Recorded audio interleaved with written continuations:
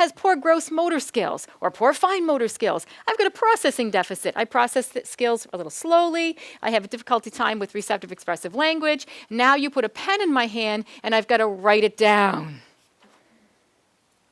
Now where's my behavior go? With a lack of social emotional coping skill. What happens?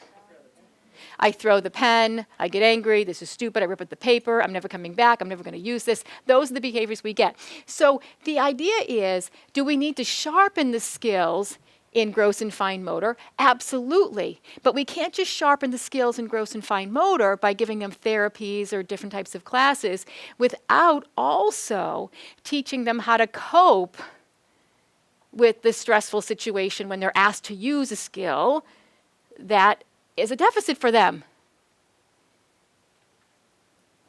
We spend a lot of time in remediation in teaching them this lacking skill, but we don't spend a lot of time teaching them how to cope when they're sitting in there and they can't get the help they need. Don't keep just treating the symptom or directly treating the skill deficit. Give the child the skills so they can manage themselves.